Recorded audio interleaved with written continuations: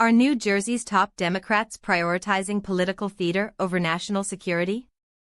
During this past Memorial Day weekend, a detention facility in New Jersey became the epicenter of a heated confrontation that has sparked a massive war of words between federal authorities and the state's Democratic leadership. Before we continue, if you want to stay on top of everything happening in U.S. politics, hit that subscribe button right now and leave a like. It really helps this channel grow and keeps us bringing you the latest updates. The situation unfolded at the Delaney Hall Detention Center, where a group of Democratic politicians, including Governor Mikey Sherrill and Senator Cory Booker, attempted to stage an oversight visit. They claimed they were acting on heartbreaking reports of inhumane conditions and a supposed hunger strike inside. However, the scene outside quickly turned into a spectacle. Anti-ICE protesters formed a human chain, clashing with federal agents, shouting, and at one point throwing water. It was a chaotic display that saw several demonstrators detained, while the politicians involved were denied entry to the facility. Enter Markwayne Mullin. The former Republican senator didn't hold back, labeling the entire event a political stunt designed for nothing more than fundraising clicks. In a blistering post on X, Mullin accused these sanctuary politicians of smearing ICE law enforcement to score points with their base. He challenged the narrative of deplorable conditions, stating flatly, "There is no hunger strike at Delaney Hall. There are no subprime conditions." Mullin's critique went a step further, posing a provocative question to the politicians involved: would these sanctuary politicians like to house these criminals in their homes or have them as neighbors? He argues that instead of smearing the agents tasked with keeping dangerous individuals, including convicted murderers, rapists, and drug traffickers off the streets, these lawmakers should be thanking the men and women of ICE for their service.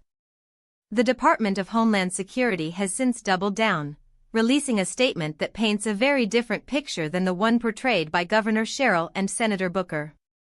They confirmed that certified dietitians monitor every meal, and that detainees have access to clean water, clothing, showers, and communication with legal counsel.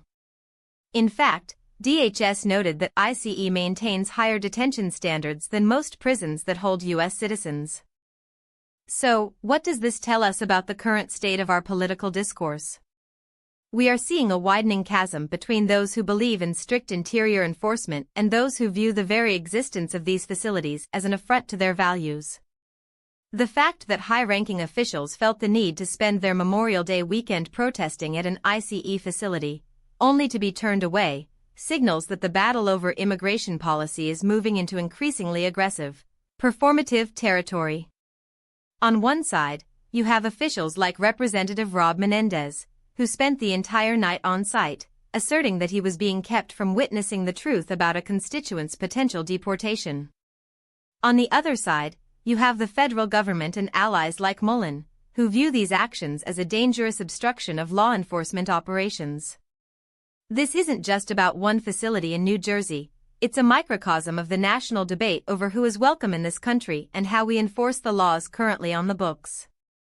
When politicians bypass standard oversight procedures to create a media circus, it raises questions about their true motivations.